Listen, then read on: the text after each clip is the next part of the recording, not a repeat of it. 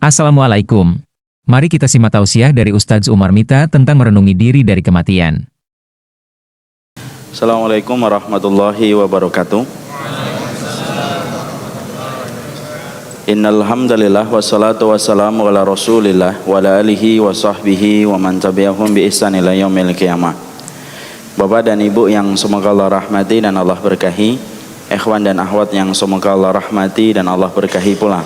Alhamdulillah, kita senantiasa bersyukur kepada Allah atas nikmat yang begitu besar. Kebaikan Allah tidak terhingga dalam kehidupan kita. Tentunya nikmat yang Allah berikan kepada kita terbagi menjadi dua. Ada nikmat duniawi dan ada nikmat ukhrawi. Nikmat duniawi adalah apapun yang kita peroleh dari sandang, papan dan pangan. Maka inilah yang menjadikan kita pula bersyukur atas nikmat duniawi yang kita peroleh dan kita raih dalam kehidupan. Ada pula nikmat yang disebut dengan nikmat ukhrawiyah, yaitu adalah ketika kita dimudahkan serta diberikan pertolongan atas ibadah yang kita selenggarakan, maka ini merupakan nikmat ukhrawiyah. Inilah yang kita syukuri, karena nikmat duniawi belum tentu menjadikan kita selamat pada urusan kelak di akhirat. Tetapi siapapun yang disempurnakan nikmat ukhrawiyahnya, maka dipastikan dia akan selamat dalam urusan akhiratnya ketika Allah menyempurnakan pertolongan kepadanya. Inilah yang menjadikan kita faham kenapa kata ibadah disebutkan sebelum kata meminta pertolongan. Setiap kita membaca surat Al-Fatihah, ada satu ayat yang kita ulang satu hari 17 kali minim, yaitu adalah iyyaka na'budu wa iyyaka nasta'in. Kepadamu ya Allah kita beribadah, dan kepadamu pula kita meminta pertolongan. Kenapa kata meminta pertolongan disebutkan setelah kata ibadah? Padahal salah satu makna ibadah itu meminta pertolongan. Dijelaskan oleh para ahli tafsir, karena ibadah yang kita selenggarakan, kalau bukan karena pertolongan Allah, tidak mungkin ibadah itu lahir dalam kehidupan kita. Inilah yang kita syukuri setiap waktunya dan setiap saatnya.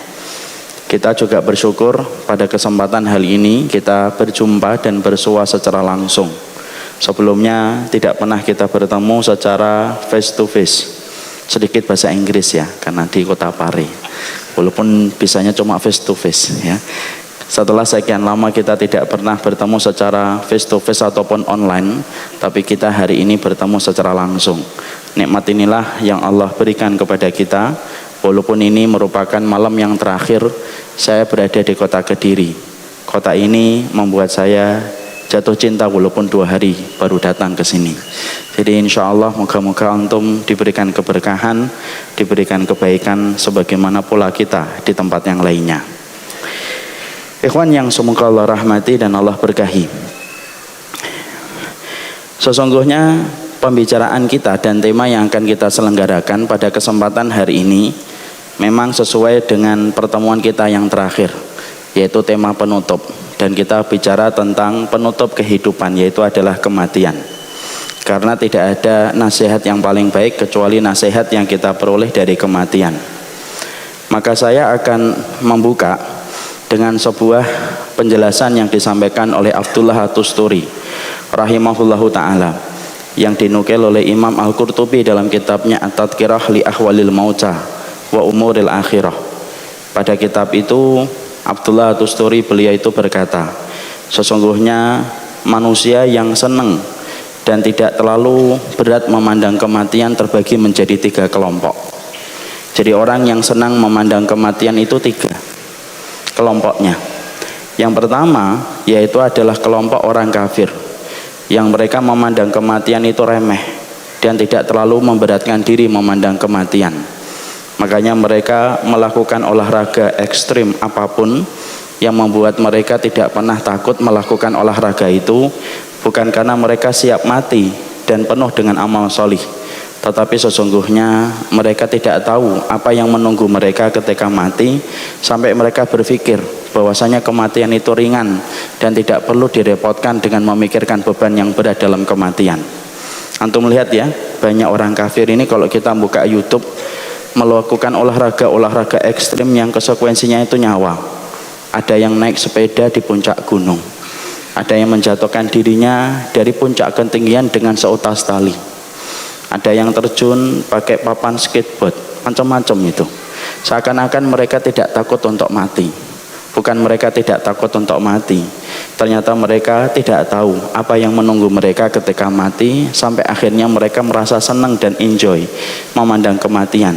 Padahal dia tidak tahu urusan barzah itu semacam apa, dan tidak mengerti urusan akhirat itu kayak apa. Jadi kalau kita ada melihat ada orang kafir, orang dolim kok berani nantangin semua orang, itu bukan karena siap mati, tapi karena dia tidak tahu yang menunggunya kalau mati apa saja, yang menjadikan mereka meremehkan perkara itu. Kelompok yang kedua, ketika memandang kematian itu senang, yaitu adalah mereka yang putus asa dengan nasib takdir yang tidak menggembirakan hatinya. Sehingga ketika mereka mendapati ada persoalan dalam hidupnya yang berat, kemudian dia merasa kematian itu akan menjadi tempat dia melepaskan diri dari takdir yang berat ketika di dunia. Akhirnya mereka mandang kematian itu senang, seakan-akan kematian itu rehat dari masalah yang membelit mereka ketika di dunia. Makanya kita lihat ada orang yang putus cinta, kemudian menempuh jalan pintas, mati bunuh diri. Kemudian ada yang terlilit utang, kemudian dia mati bunuh diri. Ada yang dikejar debt collector, dia akhirnya menempuh mati bunuh diri. Kenapa dia mati bunuh diri? Apakah dia tidak tahu? Sesungguhnya dia tahu. Cuma dia tertipu ketika masalahnya itu berat, imannya terlalu ringan, akhirnya tidak mampu menanggung beban yang berat ketika imannya rapuh. Akhirnya memandang kematian itu kayak fata morgana. Ini obat dari rehatnya beratnya takdir yang saya hadapi. Makanya akhirnya dia mati bunuh diri, bukan karena siap menghadapi kematian, tapi karena dia merasa bahwasanya kematian itu bisa mengistirahatkan dia dari beban yang berat. Tertipu dengan fata morgana karena imannya terlalu rapuh memandang apa yang terjadi setelah kematian. Ada yang ketiga, kelompok yang ketiga itu orang yang beriman, yang mereka ketika memandang kematian itu senang pula. Ketika memandang kematian senang dia. Kenapa memandang kematian itu senang? Karena di situ dia paham kematian itu merupakan dua kebaikan. Satu, pintu untuk menuju dan bertemu dengan Allah. Dua, dia menikmati musim panen atas ibadah yang dia lakukan itu ketika mati. Makanya maaf, saya dan antum tidak akan bisa memperoleh pahala sholat kita, menikmati panennya dari setiap ibadah yang kita lakukan dalam sholat, kecuali nanti setelah mati. Kita tidak bisa menikmati bagaimana ibadah kita ketika tahajud di waktu malam kalau kita tidak mati. Karena segala sesuatu ada musimnya. Duren ada musimnya. Nah, sekarang lagi musim duren di kota Kediri. Mangga ada musimnya. Buah-buahan ada musimnya. Ibadah pun ada musimnya. Dan musim ibadah itu kita petik panennya ketika kita meninggal dunia. Saya dan antum tidak akan pernah mampu menikmati panen Ramadan yang kita ikuti berkali-kali kalau kita tidak mati. Kita tidak mampu menikmati panennya kesabaran yang kita berikan kalau kita tidak mati. Karena kematian itu selain memperjumpakan kita dengan Allah, kematian itu merupakan satu panen dari kehidupan yang beriman ketika mereka memetik hasil manis dari ibadah yang mereka selenggarakan. Makanya orang yang beriman memandang kematian itu dengan dua sifat. Ibarat kata hatinya diselimuti dengan dua sifat. Sifat khauf, sifat roja. Khauf itu takut. Kadang-kadang kita takut memandang kematian, merasa bahwasanya ibadah kita masih minim, merasa bahwasanya taubat kita khawatir kalau belum diterima oleh Allah dengan taubatan nasuha. Tapi khaufnya itu tidak mengalahkan sifat roja. Dia tetap senang memandang kematian dalam beberapa sisi, karena dia tahu kematian itu akan mempertemukan ia dengan Allah, dan kematian itu akan mempertemukan dia dengan musim panen dari setiap ibadah yang dia selenggarakan selama hidupnya. Disitulah kita paham orang yang memandang kematian itu terbagi menjadi tiga kelompok. Satu, tidak kita pikir. Dua, kelompok yang kedua tidak pikiran kita. Yang ketiga, itulah yang menjadi keinginan kita, memandang kematian antara khauf, takut, dan roja, berharap supaya betul-betul tidak sampai khauf itu mengalahkan roja, roja tidak mengalahkan sifat khauf ketika memandang kematian. Makanya Rasulullah SAW kemudian beliau bersabda, Faman ahabba liqa Allah ahabba liqa'ahu wa man kariha liqa Allah karihallahu liqa'ahu. Makanya Rasulullah Shallallahu Alaihi Wasallam menyampaikan kepada kita, barang siapa yang senang ketemu dengan Allah, maka Allah jauh lebih senang ketemu dengan hamba itu. Ya, ujian yang pertama. Maka kemudian sesungguhnya Rasulullah bersabda, barang siapa yang kemudian senang ketemu dengan Allah, maka Allah itu jauh lebih senang ketemu dengan dia. Tapi barang siapa yang benci ketemu dengan Allah, maka sesungguhnya Allah pun lebih murka dan lebih benci bertemu dengannya, sebagaimana dia benci bertemu dengan Allah.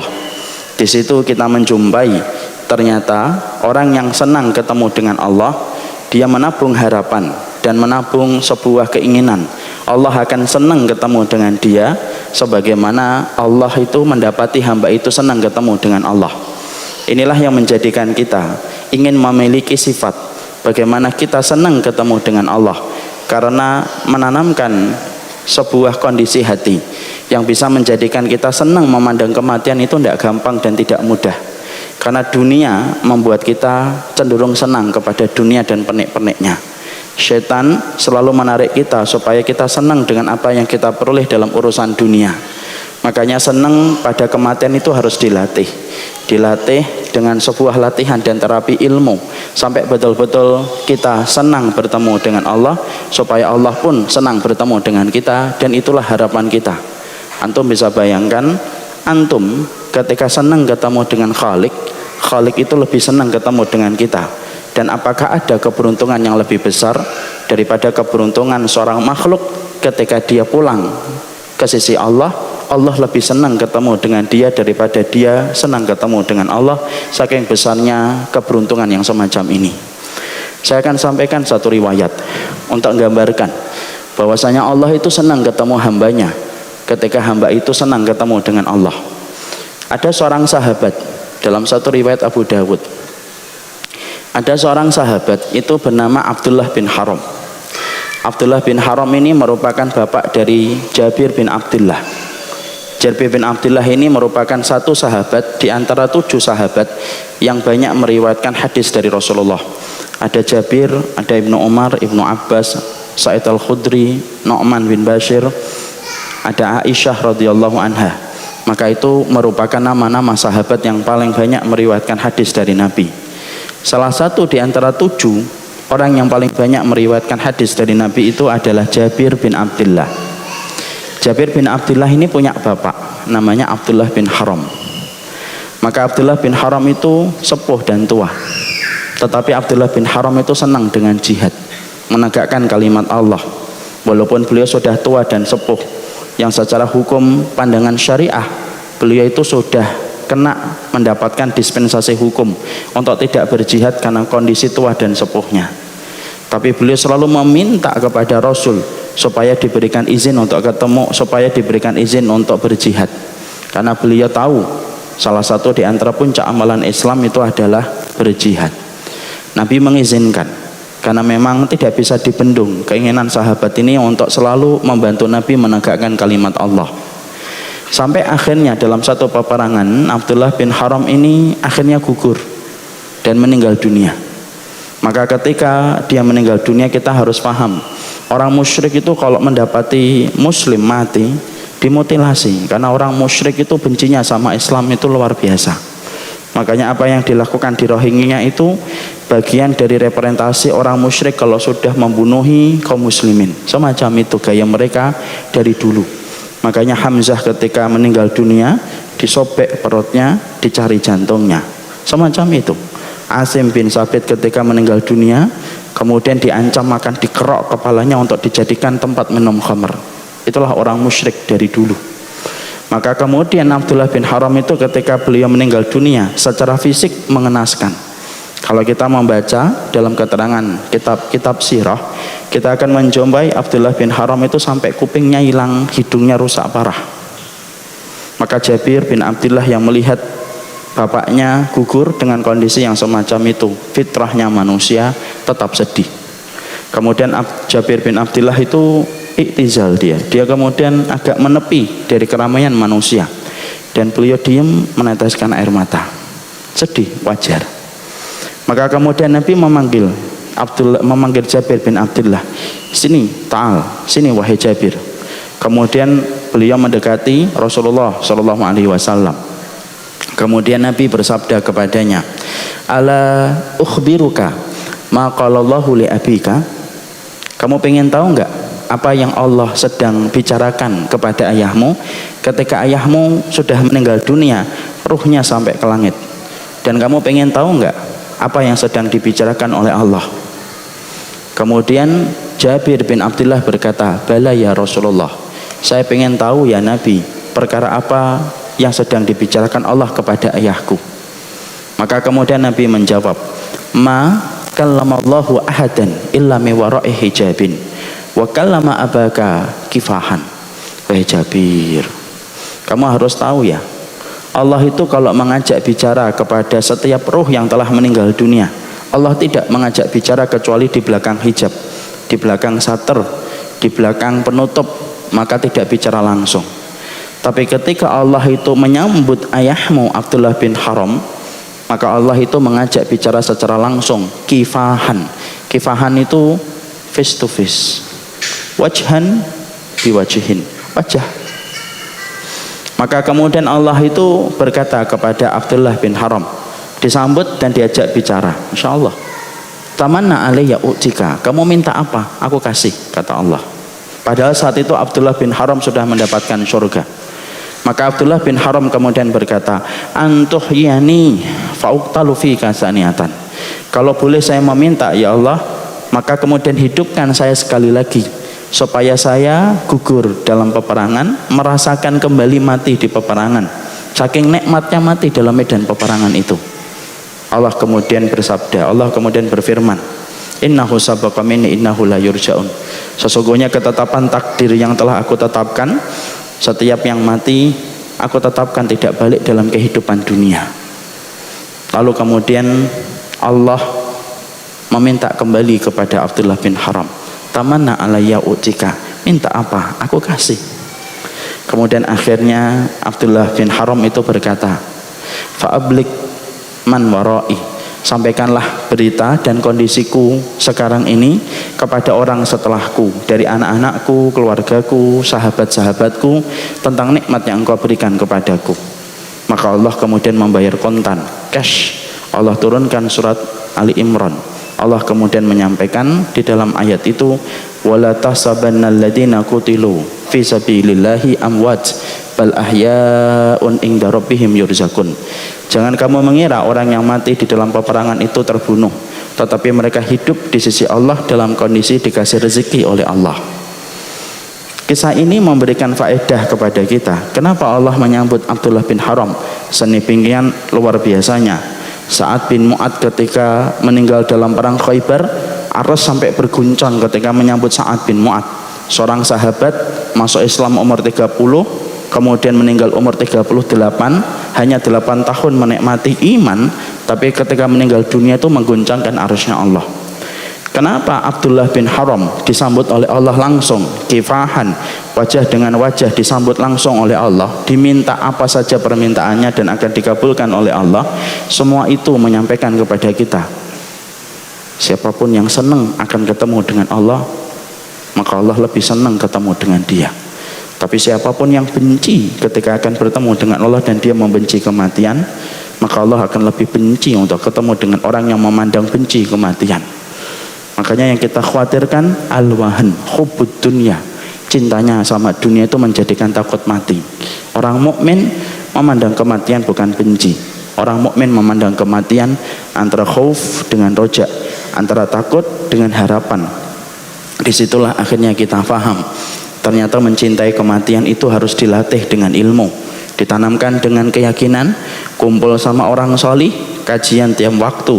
Itu salah satunya melatih supaya kita tidak membenci kematian, tetapi memandang kematian dengan perasaan suka dan gembira, supaya Allah nanti suka menyambut kita sebagaimana sukanya kita akan bertemu dengannya.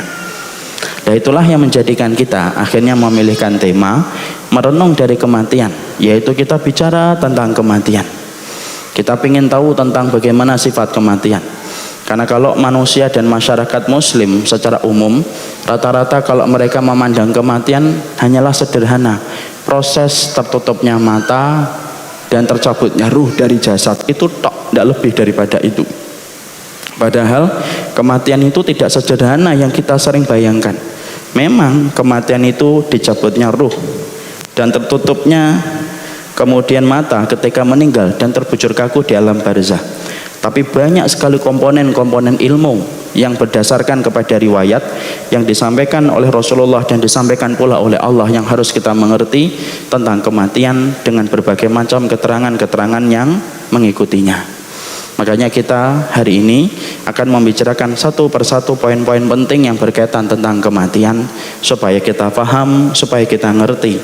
Karena mencintai kematian itu harus dilatih. Latihan itu sesuai dengan bimbingan ilmu, bukan dengan prasangka, bukan pula dengan praduga. Sekarang mari kita buka poin-poinnya.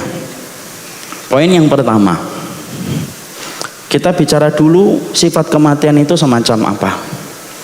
Banyak dari kita yang kemudian akhirnya membatasi kematian sebagaimana yang tadi kita sebutkan, hanya menutup mata, tercabutnya ruh dari jasad. Padahal kematian itu memiliki banyak sifat yang mengelilinginya. Dan kita harus paham itu sifat-sifat kematian supaya penjelasan serta maklumat yang disampaikan Nabi, informasi yang disampaikan dalam sabda Rasulullah bisa membuka kepada kita satu wawasan dan memberikan pencerahan. Makanya kita bicara dulu sifat kematian itu semacam apa saja. Kita kemudian mendapati dari keterangan Imam Qurtubi dalam kitabnya At-Tadhkirah, ternyata kematian itu memiliki banyak sifat. Yang pertama, kata beliau, kematian itu selalu datang tiba-tiba. Walaupun kemudian kita sudah mempersiapkan, selalu tidak ada kata siap ketika kematian itu betul-betul datang. Sebagaimana kalau kita ditinggalkan ibu, selalu tidak pernah ada kata siap bagi seorang anak ketika ditinggalkan ibundanya. Maka kematian pun sama. Kematian itu datangnya itu secara tiba-tiba. Dan sesungguhnya kita berapapun lamanya mempersiapkan kematian, pasti orang itu akan merasa kematian itu adalah tiba-tiba. Makanya kemudian kita mendengar ada sebuah kata-kata hikmah, fakam min salimin mata bi ghairi illatin, fakam min saqimin asya hina minad dahr. Ada kata-kata hikmah di kalangan para ahli hikmah ketika mereka menyampaikan dalam syair yang panjang. Saya penggalkan syairnya. Berapa banyak orang yang sehat umurnya lebih pendek daripada mereka yang sakit, matinya tanpa sebab. Ya, berapa banyak orang yang sehat malah kemudian umurnya lebih pendek, dan berapa banyak orang yang sakit umurnya lebih panjang daripada yang sehat. Kadang-kadang kita menjumpai ada orang di rumah sakit sudah 2 bulan belum meninggal dunia. Tapi kadang-kadang kita menjumpai ada orang paginya pakai kaos kaki, yang melepaskan kaos kakinya orang lain ketika di waktu siang. Pakai jubah di waktu siang, yang melepaskan jubahnya orang lain ketika di waktu sore. Pakai kacamata di waktu sore, yang melepaskan kacamatanya orang lain ketika di waktu malam. Dan itulah yang menjadikan kita paham kematian itu tiba-tiba. Dan tidak ada satupun manusia yang tahu kapan itu meninggal dunia. Hatta Rasulullah itu tidak pernah tahu kapan beliau meninggal dunia secara detail, kapan waktunya. Memang Nabi tahu secara global bahwasanya lonceng kematian sudah diperdengarkan kepada beliau. Tapi kapan meninggalnya Nabi tidak mengerti dan Nabi tidak tahu. Itu Rasul.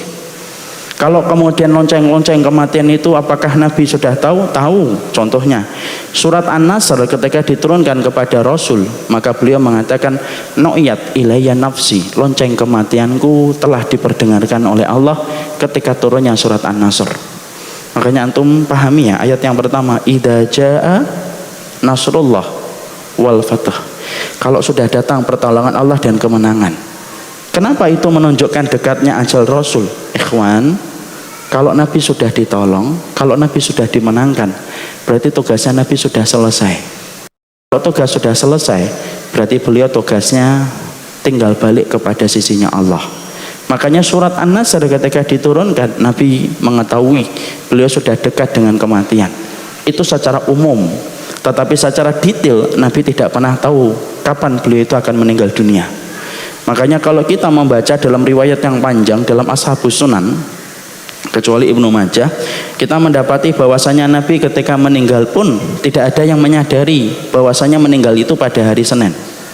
Kalau antum membaca nanti di dalam kitabnya Mahmud Misri tentang bagaimana Abu Bakar menemani Rasulullah dalam detik-detik kematiannya, di situ disampaikan riwayat yang panjang tentang proses meninggalnya Rasul. Rasul itu sakit dari hari Jumat malam sore. Kemudian beliau berkata kepada Aisyah, "Mur Abu Bakar fal yaumun nas." Kasih tahu kepada Abu Bakar supaya dia mengimami para sahabat. Sempat Aisyah itu berkata, "La ya Rasulullah, innahu rajulun raqiq." Jangan Abu Bakar ya Rasul. Sesungguhnya dia adalah laki-laki yang lemah. Kalau membaca Al-Quran itu tenggelam dalam tangisannya. Karena Abu Bakar itu kalau baca Quran selalu nangis. Tapi Rasulullah tidak mau merubah siapapun nama itu kecuali Abu Bakar. Abu Bakar kemudian menggantikan posisi Nabi yang semakin berat di dalam sakitnya. Lalu kemudian Abu Bakar sholat dari Jumat sore, kemudian sampai Sabtu sampai Ahad. 3 hari Rasulullah tidak keluar ke Masjid Nabawi untuk mengimami sholat dan tidak kelihatan. Senin pagi Rasulullah keluar dari rumahnya Aisyah. Kalau antum pengen tahu rumahnya Aisyah, bayangkan kuburannya Nabi itu adalah kamarnya Aisyah. Raudhah dengan karpet hijau itu Masjid Nabawi pada saat itu. Tempat Ma'dan itu tempat adzannya, itu kemudian dulu adalah mimbarnya Rasulullah Shallallahu Alaihi Wasallam. Maka pada hari Senin pagi Rasulullah itu keluar. Kemudian para sahabat senang betul karena mereka kangen kepada Nabi setelah beberapa hari tidak ketemu dan tidak berjumpa dengan Rasul. Jangan tanya, Rasul itu pribadi yang ngangenin. Pohon kurma saja ketika tidak dijadikan sandaran Nabi aja nangis, apalagi manusia. Masya Allah, pohon kurma nangis ikhwan. Ketika tidak dijadikan sandaran oleh Rasulullah itu nangis, Masya Allah. Dan Nabi memeluknya, baru hilang tangisan itu, Masya Allah. Alhamdulillah ya, pohon kurma itu nangisnya pada zaman Rasul. Kalau nangisnya zaman sekarang, oh jadi tempat keramat itu ya. Maka kemudian Nabi memeluknya, lalu kemudian hilang tangisannya. Para sahabat ketika tahu bahwasanya ketika saat itu Rasulullah keluar, maka para sahabat itu hampir membatalkan sholatnya. Nabi kemudian memberikan isyarat supaya mereka tetap sholat itu.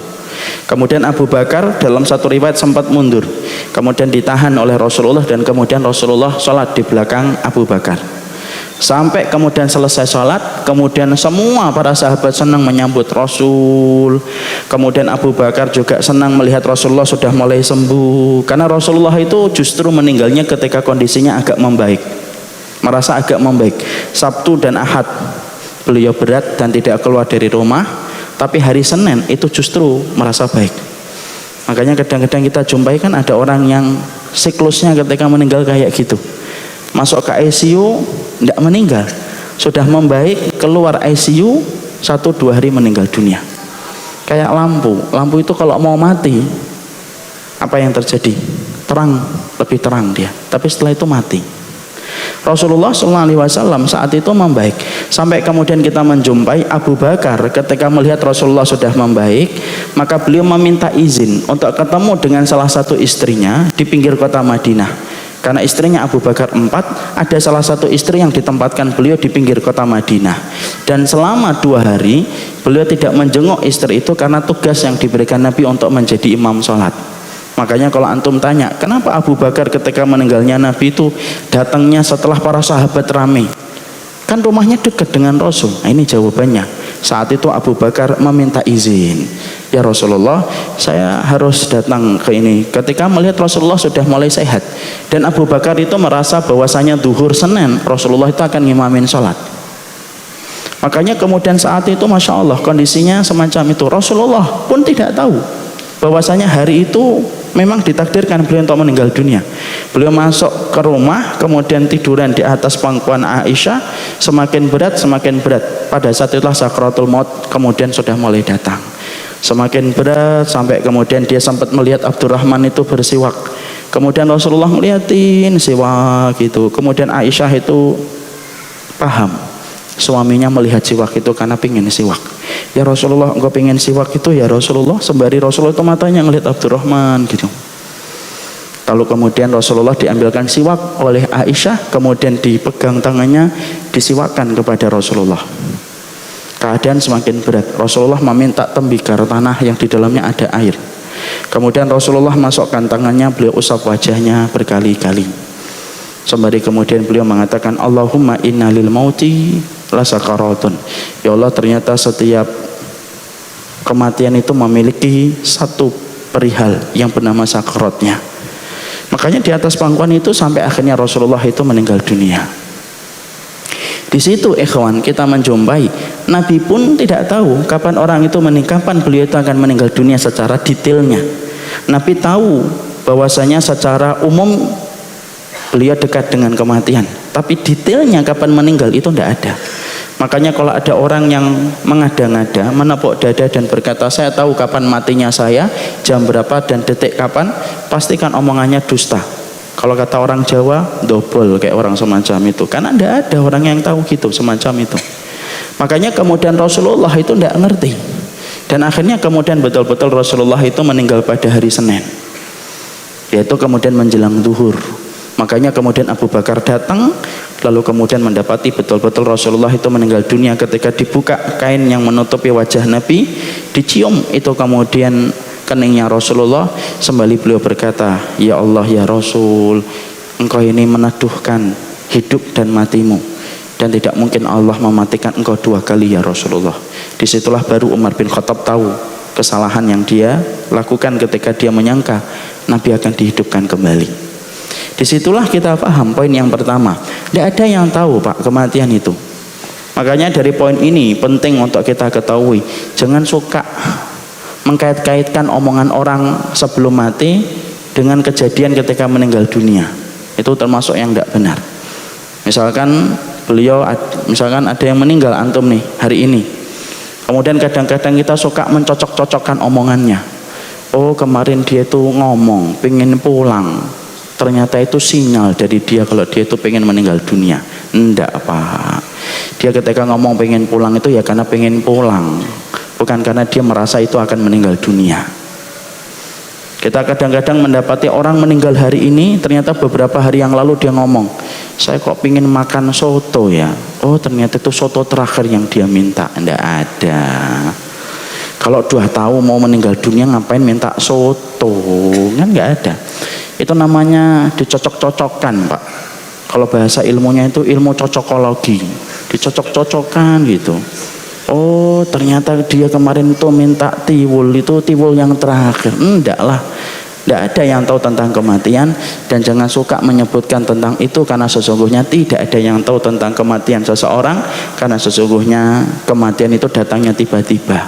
Dan tidak ada yang tahu kematian kecuali adalah Allah yang menetapkan. Makanya kita cuma harus paham kematian itu sifatnya cepat, tiba-tiba. Makanya kemudian kita akhirnya mendapati berapa banyak orang yang pakai jubah tapi yang melepaskan jubahnya orang lain. Berapa banyak orang yang pakai jilbab tapi yang melepaskan jilbabnya itu adalah orang lain. Itu yang pertama. Yang kedua, sifat kematian. Yang kedua, sifat kematian itu memiliki sebab 99 ancaman kematian yang mengiringi kehidupan manusia. Jadi kalaulah kita ibaratkan ini manusianya, ini ada bayang-bayangnya. Dia diikuti dengan 99 ancaman kematian. Fima makna anin Nabi sallallahu alaihi wasallam, Rasulullah mengatakan kullu ibnu Adam wa ala janbihi tis'atun wa tis'una al manaya. Fa in akhta'athul manaya asabahul haram. Rasulullah itu mengatakan setiap anak Adam ketika dia berdiri, dia itu diikuti dengan 99 ancaman kematian. Makanya kemudian manusia itu sebenarnya pindah dari satu ancaman kematian pada ancaman berikutnya.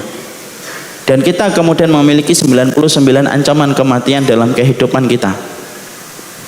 Kalaupun kemudian kita mampu melewati 99 ancaman kematian, ketika umur kita sudah menyentuh batas maksimal yang disampaikan Rasul, yaitu 60-70, maka dia tidak akan mampu melawan sebab yang ke-100. Dan itu adalah al-haram. Al-haram itu apa? Tua dan renta yang akan menghantarkan dia menuju kepada alam persaksian. Makanya kemudian di situ akhirnya kita paham. Jadi dekatnya kita dengan kematian itu sampai Nabi menyebutkan ada 99 ancaman kematian. Kalaupun kita selamat dari ancaman jantung, belum tentu kita selamat dari ancaman diabetes. Antum selamat dari ancaman diabetes, belum tentu antum selamat dari ancaman kecelakaan di jalan. Ada yang kemudian selamat dari ancaman kecelakaan di jalan, belum tentu dia selamat dari ancaman ketika dia mendapatkan penyakit asam urat. Semua sebab itu ada 99 semenjak kita lahir. Dan kita itu meninggal antara sebab yang ke-1 sampai ke 99 itu. Makanya maaf ya kalau ada seorang ibu lahir anaknya meninggal dunia, itu pada sebab yang ke-1 langsung meninggal dunia. Mungkin anak itu terlilit dengan tali pusar ibunya, kemudian nyekik, kemudian lahirnya sampai kehilangan nafas, baru lahir sudah tidak menangis. Maka sesungguhnya dia meninggal pada sebab yang pertama. Ada yang kemudian lama gitu, umur 9 tahun meninggal dunia, itu mungkin pada sebab yang ke-13, 14, kita tidak ngerti detailnya kapan. Ada yang kemudian teman kita SMP gitu, sekarang sudah 40 tahun, kemudian dia meninggal dunia, mungkin pada sebab yang ke-40, mungkin 45, mungkin 47 dia meninggal. Terus sampai kemudian kalau manusia menyentuh angka 70, dia sudah melewati 99 ancaman kematian. Dan dia tinggal satu saja, yaitu adalah al-haram, tua dan renta, yang tetap tidak akan dia bisa lawan kecuali akan menghantarkan dia kepada alam persaksian. Jadi maaf ya kalau ada di antara bapak-bapak ini yang sudah umurnya 70 tahun, itu 99 ancaman kematian sudah dia lewati, tinggal menghadapi satu. Kayak bapak saya umurnya 83, ibarat kata 99 ancaman kematian sudah lewat. Ancaman jantung sudah ndak, ancaman diabetes ndak, walaupun itu nanti penyebabnya, tapi sebenarnya bukan itu, dia itu meninggalnya karena al-haram. Saya punya jamaah Pak di Bintaro, beliau ini sudah menyentuh 70, orangnya masih sehat, Masya Allah. Itu kalau kajian di depan saya, pegang kitab, ada kitab 40 karakteristik kajian di masjid komplek beliau, selalu terdepan dia. Kemudian sempat dibicarakan sama pengurus, bapak itu sehat kayak gitu sudah 70 tahun, kalau meninggal itu kenapa ya nanti ya. Ternyata kemudian sekian lama, setahun atau 2 tahun habis pembicaraan itu, ternyata kemudian beliau akhirnya meninggal juga.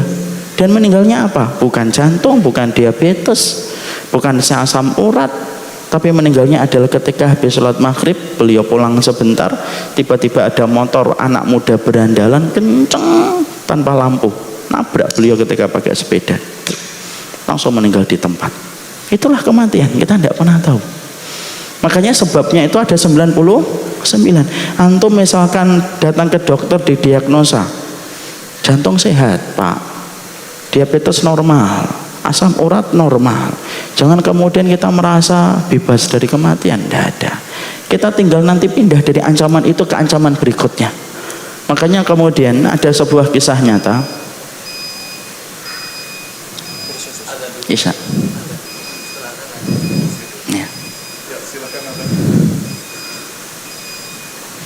Kelihatannya baru 5 menit ya.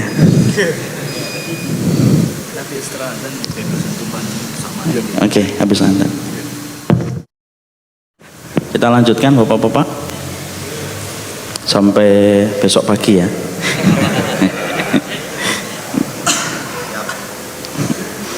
Yang jawab siap 1 orang. Kita lanjutkan sebentar, insyaallah sampai 7:30, walaupun memang materinya cukup panjang.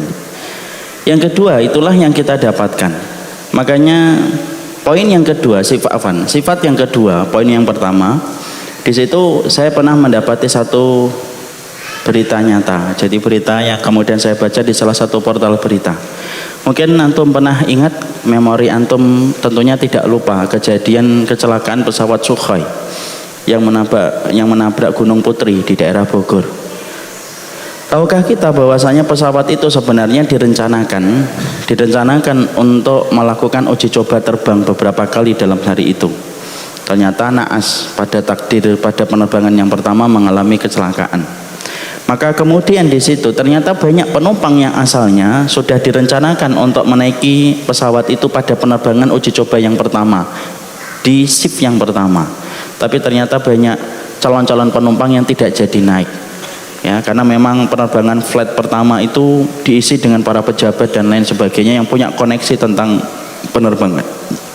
Ada yang tidak jadi berangkat kena macet, ada yang tidak jadi berangkat ketika mereka punya urusan penting dan akhirnya ngundur pada penerbangan yang kedua dengan berbagai macam alasan. Saya baca dalam salah satu portal berita yang unik adalah ada salah satu calon penumpang pada penerbangan yang pertama, dia tidak jadi naik pada penerbangan yang pertama karena kondisi jalanan macet. Ternyata akhirnya dia baru tahu ketika pesawat itu mengalami takdir dan musibah, naas. Maka kemudian tidak jadi. Dia selamat dari kecelakaan pesawat Sukhoi. Dia merupakan salah satu orang yang cukup dikenal di daerah Jakarta.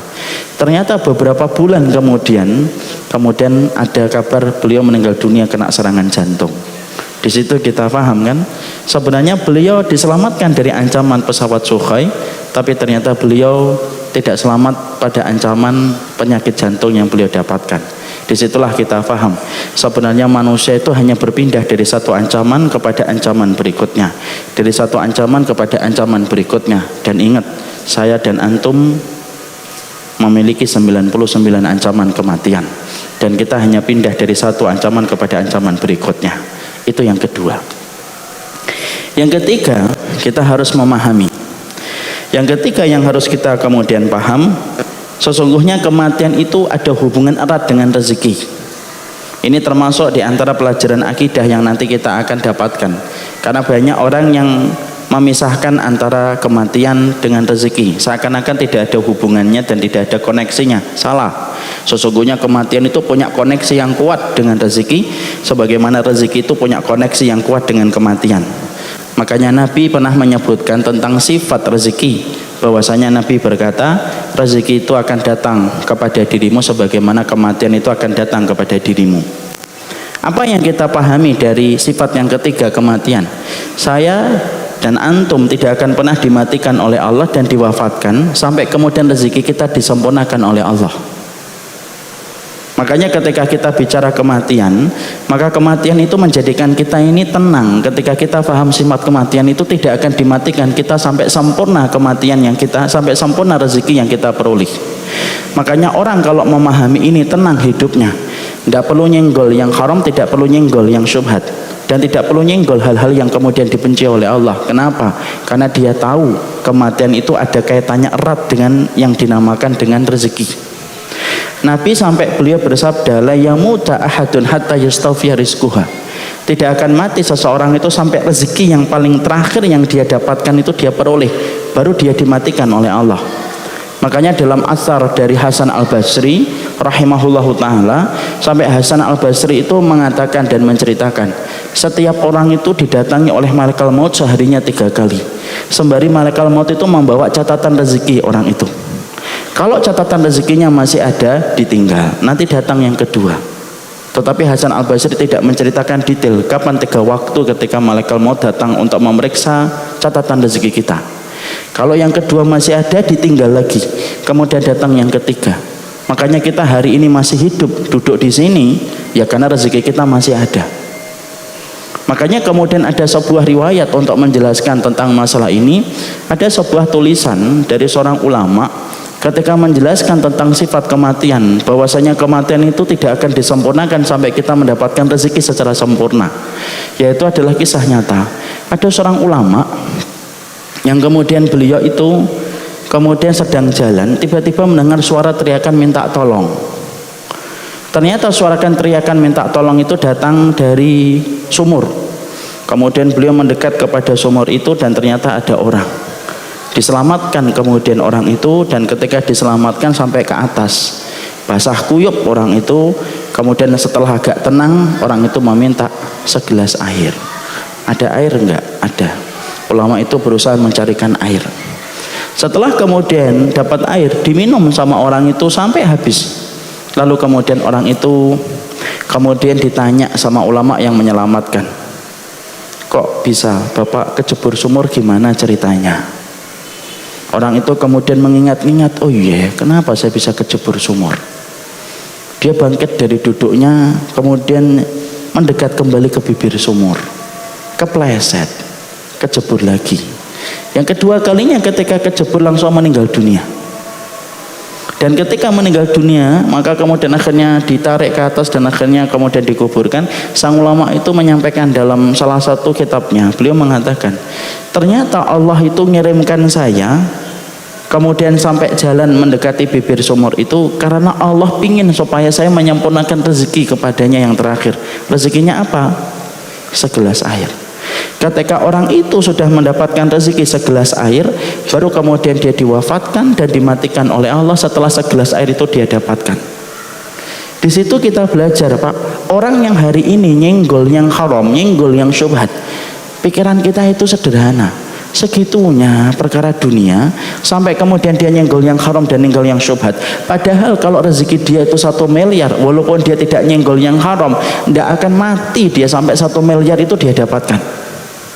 Makanya ada sebuah kisah lagi zaman sekarang itu. Saya pernah baca blognya salah satu orang yang hijrah. Maka beliau itu nuliskan bagaimana kisah perjalanan dia hijrah.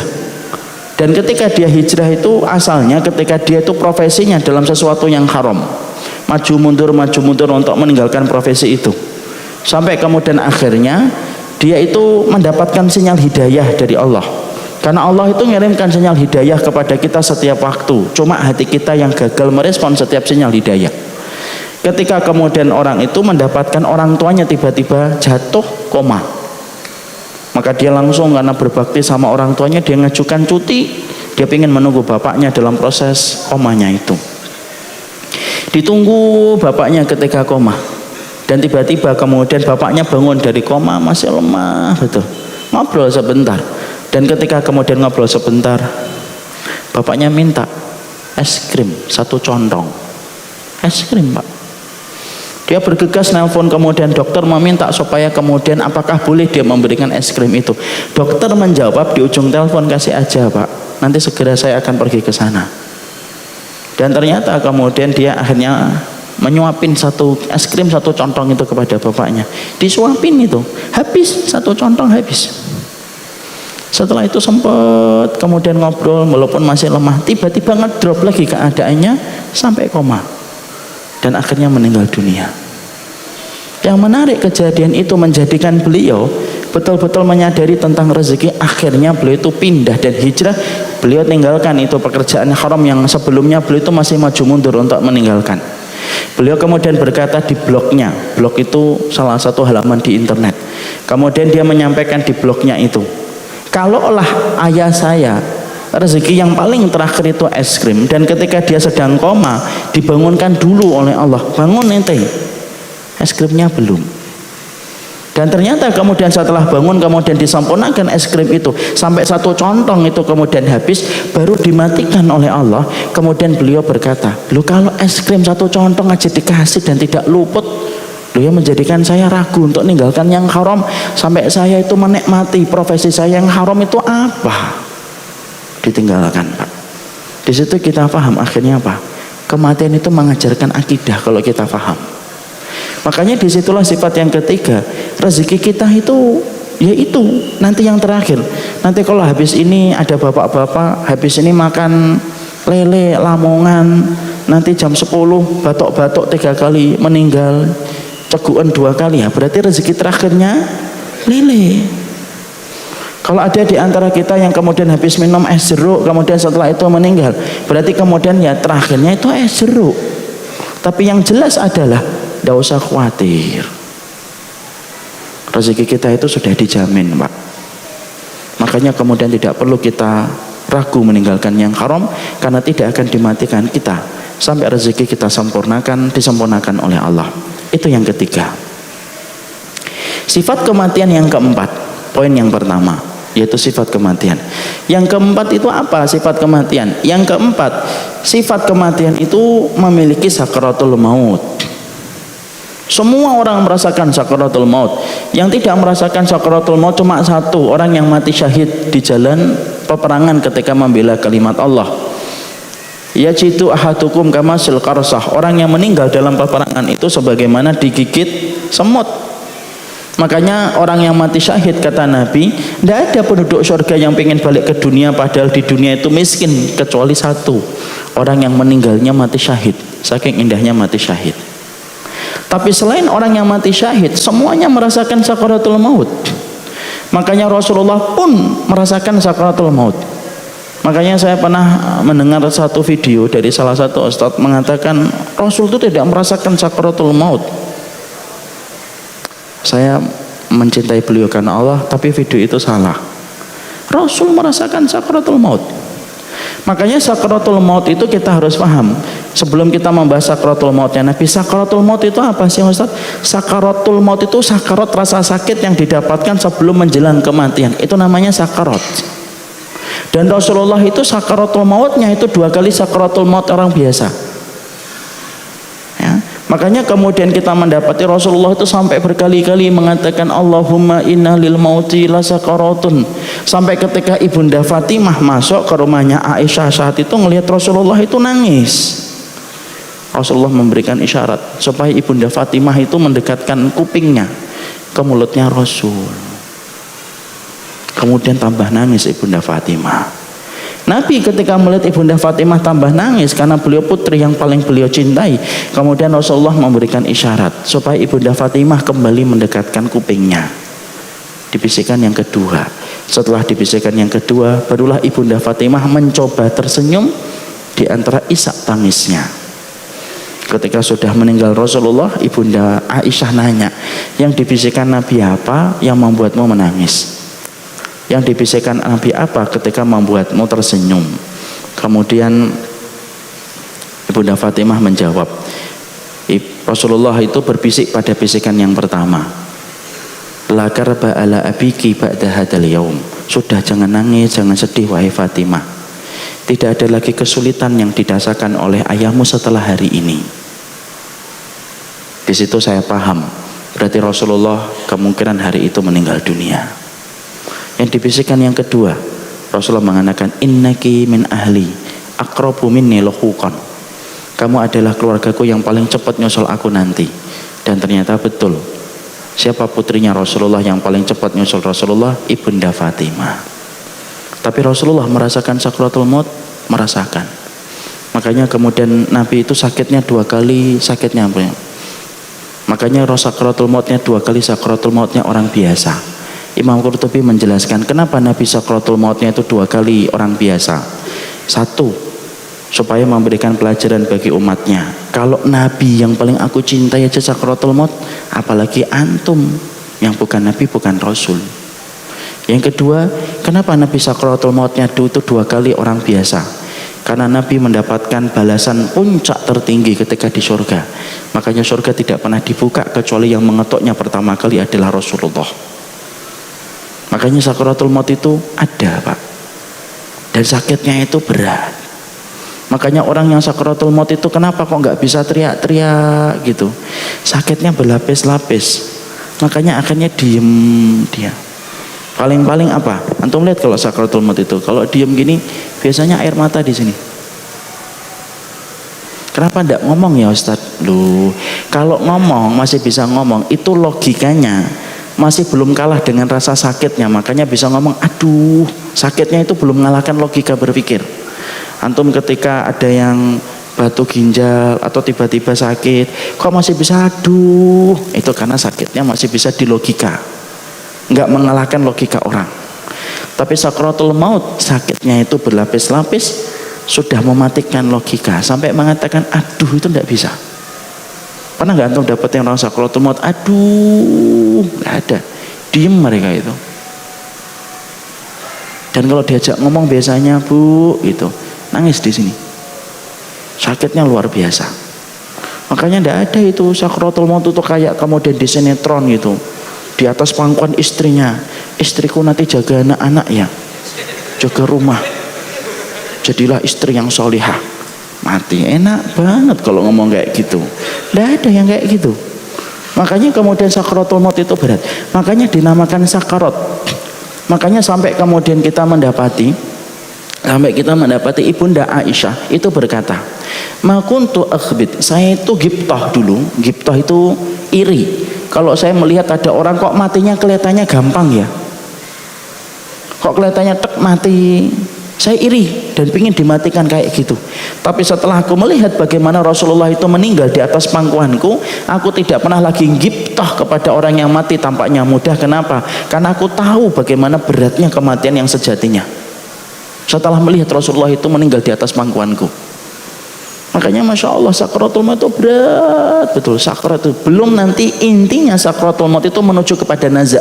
Naza itu apa? Cabutnya ruh. Dengan jadaba, kalau jadaba itu gini namanya jadaba, ini narik biasa. Kalau naza dari kata naza'a, ini kayak gini nih, ini namanya naza'a, makanya tarik. Dan kita tentunya paham ya. Pernah bayangin nggak kalau kita sedang dengar cerita tentang kisah orang kalau disiksa di rumah, di penjara, kukunya dicabut dengan kemudian apa itu, dengan tang. Bayangin aja ngilu, itu baru kuku. Dan kita bisa bayangkan kalau kemudian orang meninggal dunia kemudian di atas dicabut gitu, padahal itu kemudian ruh. Wong jempol kaki kita ada rambutnya aja dicabut kita demam kok. Ini ruh dicabut. Makanya kemudian orang ketika sakratul maut itu diem aja dia. Diemnya itu bukan kemudian dia itu tidak merasakan apa-apa, enggak, justru sakit yang berlapis-lapis sampai mengatakan aduh sudah nggak mampu dia. Makanya lihat orang sakratul maut itu diem, kadang-kadang lihat ke atas. Kenapa yang lihat ke atas Ustaz? Karena kemudian dia didatangin. Kalau dia orang yang beriman, yang mendatanginya itu malaikat. Makanya Rasulullah itu mengatakan dalam hadis riwayat Bara' bin Azib, istaidu min adabil qabr, pelindung dari adab kubur. 3 kali Nabi mengulang-ulang sembari mukulkan tongkatnya itu 3 kali. Kemudian Nabi berkata, idza kanal mu'min fi inqita'i minad dunya wa iqbalu minal akhirah ja'ahul malaikah minal malaikah ma'ahum kafanun min akfanil jannah wa hanutun min hanutul miski. Orang itu kalau akan meninggalkan dunia dan datang dalam urusan akhiratnya, maka datang kepadanya itu malaikat. Kalau dia orang yang beriman, malaikatnya membawa pakaian putih, membawa kain kafan, membawa minyak wangi. Kemudian kalau dia bukan orang yang beriman, malaikatnya datang hitam dan menyeramkan, membawa 2 barang, kain kafan dari neraka, pecut yang diambil dari neraka. Fajalasu inda mutil basar, dan mereka duduk, malaikat itu sejauh mata dia memandang. Makanya yang turun 1 malaikal maut, penyebutannya itu malaikal maut, kemudian duduk di atas kepala, Pak. Makanya kemudian orang itu kalau sakratul maut, pertama kali yang dingin mana? Telapak kaki dia, dingin dia. Makanya kalau Bapak ngelihat orang meninggal dunia itu, kakinya langsung pertama kali kaku, muter dia, gerak dikit dia, langsung kaku dia. Ke atas, di atas. Kenapa? Dari sini dia nyebutnya. Makanya ketika kita mentalkin itu sebelah kanan, pelan-pelan kalau mentalkin itu. La ilaha illallah. Jangan buru-buru kata Imam Qurtubi, nanti memberatkan hatinya, menyesakkan dadanya. Nggak usah la ilaha illallah, la ilaha illallah. Ayolah Pak, nggak usah gitu. Bila ilaha illallah dipegang kepalanya. Kemudian kalau sudah sakratul maut, diem aja dia, jangan pernah meninggalkannya. Karena itulah medan pertempuran terakhir kalinya ketika setan masih berusaha mengajak dia untuk murtad dari agama Allah. Makanya orang itu kalau sudah ibunya sakratul maut, dampingin. Yang nangis-nangis pergi dulu, supaya tidak menyesakkan dada. Orang dengar orang nangis itu sesek dada, Pak. Yang nangis-nangis pergi dulu. Kalau nggak berhenti tangisannya, murotal dimatikan dulu. Tenang keadaan, ditalkin pelan-pelan di telinganya, la ilaha illallah, ya, sampai nanti kalau dia beriman, Allah yang meneguhkan. Makanya Allah yang menggerakkan bibirnya kalau dia beriman. Sebagaimana surat Ibrahim, yusabbitullahu alladhina amanu bil qawli tsabit fil hayati dunya wa fil akhirah. Allah teguhkan orang yang beriman omongannya di dunia dan di akhirat. Makanya dia kalau beriman mengucapin la ilaha illallah. Makanya kalau ditalkin sudah ngucapin itu sudah, jangan diajak bicara lagi. Alhamdulillah ya Pak, alhamdulillah, talkin lagi. Berarti ucapan terakhirnya itu alhamdulillah. Ya, makanya kemudian ditalkin pelan-pelan itu sakitnya berat, ngeliatin gitu. Sampai akhirnya ketika dicabut, nazak sudah mulai datang, ngelewatin itu. Dan yang paling terakhir ngikutin ruh itu apa? Mata. Makanya Nabi kemudian berkata, inna ruh idha qubidha tabi'ahul basar. Ruh itu kalau dicabut, yang paling setia ngikutin ruh kalau dicabut itu mata. Makanya mata orang itu kalau meninggal dunia ketika terbuka, jangan kemudian dikatakan su'ul khotimah, ini matanya terbelalak. Enggak, itu fitrah. Makanya dia gini. Atau kadang-kadang buka dikit, itu dia ngeliatin ruh dicabut dari jasad dia. Karena yang paling setia dari anggota tubuh itu mata sama ruh, dilihat gitu. Terus gimana kita Ustaz? Ya sudah, nutup aja. Allahumma firlahu warhamhu wa'afihi wa'fu. Nggak usah takut, tutup. Kecuali kalau dia buka kembali, ya baru kita kabur bareng-bareng Pak. Nah, kalau enggak, ya sudah. Maka kemudian nutup. Dan itu beratnya sakaratul maut. Makanya sampai kemudian ketika sakaratul maut itu, Masya Allah, betul-betul yang paling berat itu sakaratul maut itu. Dan itu dirasakan setiap orang. Mungkin ada yang bertanya, Ustadz saya kok ngeliat ada orang yang tabrakan langsung mati, langsung mati. Kapan sakaratul mautnya? Loh, jangan membicarakan sakaratul maut yang sifatnya itu adalah gaib kemudian dengan pandangan kita. Mungkin pandangan kita seakan-akan orang ini sakaratul mautnya kapan. Ada orang kan kadang-kadang ceguan, lewat dia habis ceguan. Maka kemudian kita sering bertanya, loh sakaratul mautnya kapan? Antum dah tahu, tapi pasti sakaratul maut pasti. Saya ambilkan contoh yang gampang. Kita Pak, kalau kemudian tidur kadang-kadang ketindih. Tahu ketindih ya? Ketindih itu kita ini sesek nggak dadanya ketindih? Sesek dadanya. Kemudian kita ketindih, tidur atau tidak tidur ketindih itu? Ketindih pasti tidur. Kalau ketindih tidak tidur namanya ketindihan barang. Kalau ketindih itu ketika tidur. Kemudian perhatikan orang di sampingnya, istrinya contohnya, itu melihat suaminya ketika ketindih, itu melihatnya kayak orang tidur biasa atau tidak? Kayak orang tidur biasa, tidak tahu kalau suaminya ketindih gitu, suaminya gini-gini gitu. Sampai kemudian itu baru kita bangun. Ya kan gitu kan? Masya Allah. Istri yang di sampingnya merasa apa? Suami saya baik-baik aja kok tidurnya. Itu ketindih saja.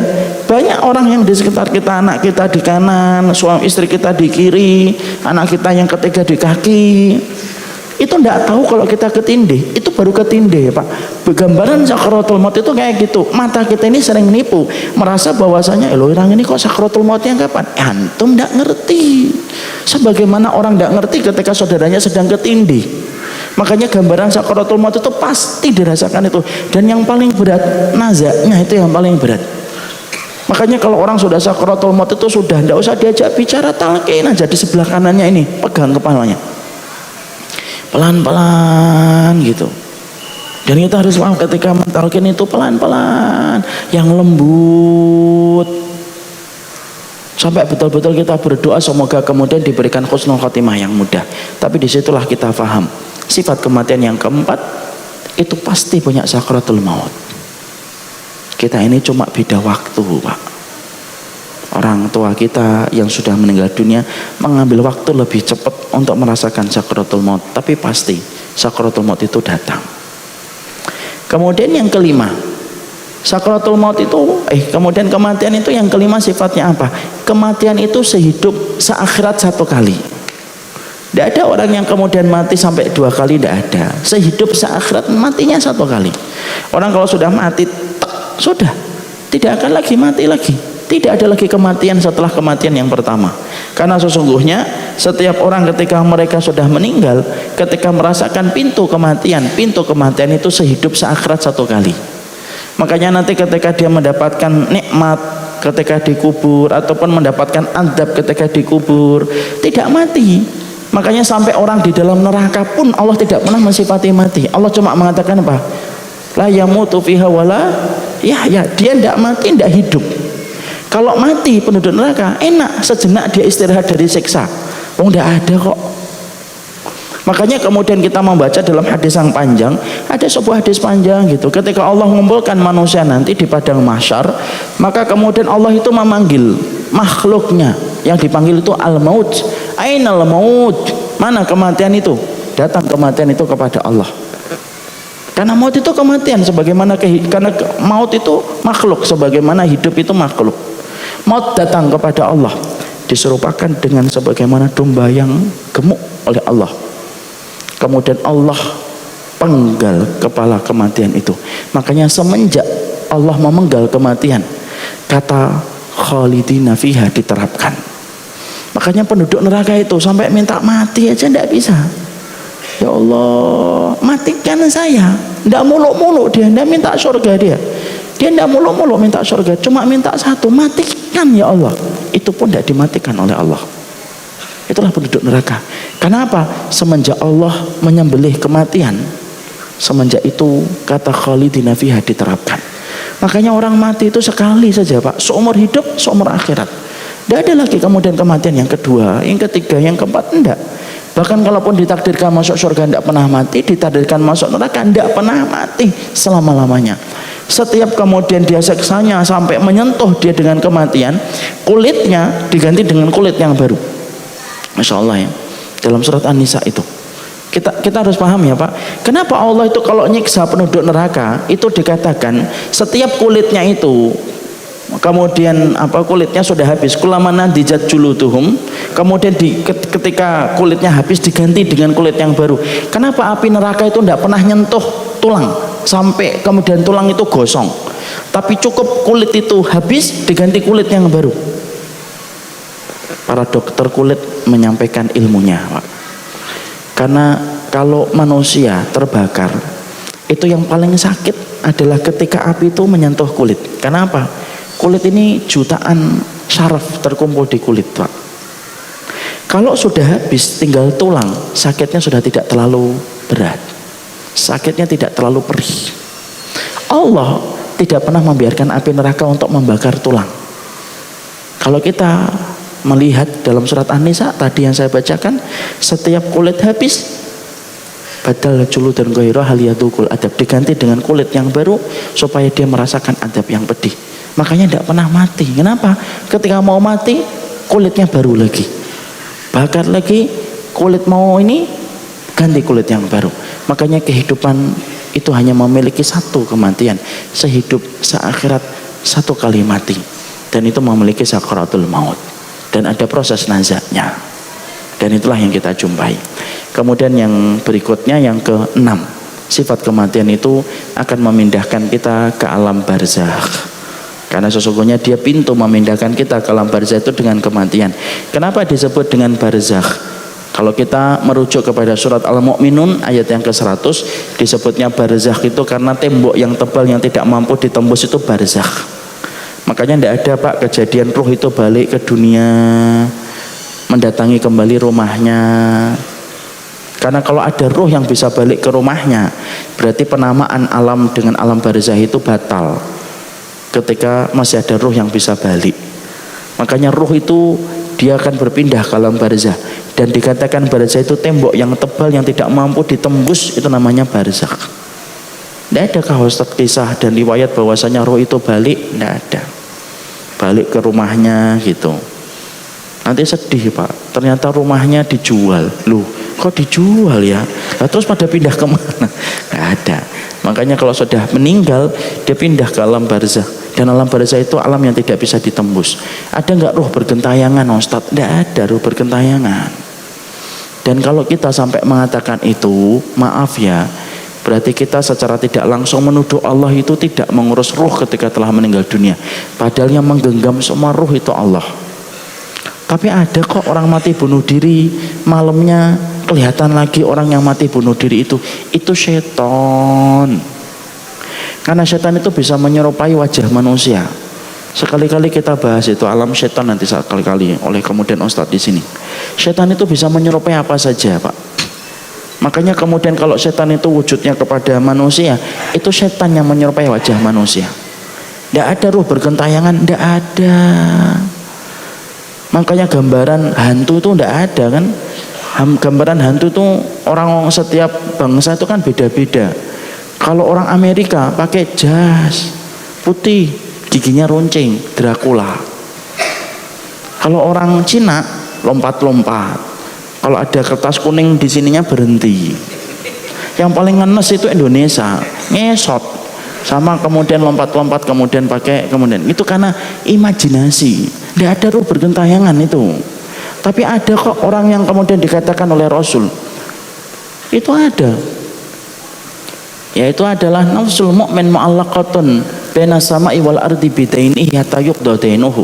Karena ada itu dalilnya Ustaz. Orang yang punya hutang tergantung antara langit dan bumi sampai dia hutangnya dibayarkan, itu bukan bergentayangan. Dia kesakitan ketika dia tuh hutangnya itu belum dibayar. Bukan kemudian dia gentayangan gitu, muter-muter gitu. Lah ngapain? Wong hidup di dunia aja jarang jalan-jalan, kok mati malah jalan-jalan. Ada banyak urusan yang harus dia urus ketika di alam barzah. Tidak ada bergentayangan. Dia merasakan sakit, itu maksud hadisnya. Bukan kemudian dia jalan-jalan bergentayangan, apalagi kemudian pakai rok mini, si manis jembatan Ancol, masya Allah ya Allah. Sampai mati aja masih maksiat. Hidup maksiat, mati maksiat. Loh, emang kita kira hidup ini tidak ada Allah apa? Itulah kalau tidak paham akidah. Disitulah kita ngerti sifat kematian yang ke-6. Sifat kematian itu yang ke-6 apa? Kematian itu akan memindahkan kita ke alam barzah. Disebutnya alam barzah karena tidak bisa ditembus. Makanya orang kalau sudah meninggal dunia tidak bisa balik dia. Ada enggak ruh-ruh yang mereka bergembira ketika meninggal? Ada penjelasan dari Imam Qurtubi, hadisnya dihasankan oleh beliau. Ruh itu Pak, kalau mereka betul-betul dalam keadaan baik, maka kemudian dia itu nanti akan kumpul dengan ruh-ruh yang baik. Dan kalau mereka menyambut keluarganya yang baru datang, mereka nanya, gimana keadaan keluarga kita? Dan itu panjang riwayatnya. Tapi di situ kita paham sifat kematian itu ada 6. Itu poin yang pertama, sifat kematian. Apa poin yang kedua, 3, 4, 5, 6, 7? Kapan-kapan kita bahas insya Allah. Sudah setengah 8 ya. Dan memang waktunya terbatas. Memang harusnya kajian ini disampaikan daurah dari pagi sampai siang, tapi tidak apa-apa. Setidaknya kita ngerti tentang merenung kematian walaupun baru membahas sifat kematian itu sendiri. Tapi disitulah kita memahami mencintai kematian itu harus dilatih. Makanya baca Quran ngelatih mencintai kematian. Kumpul orang solih ngelatih bagaimana kita mencintai kematian.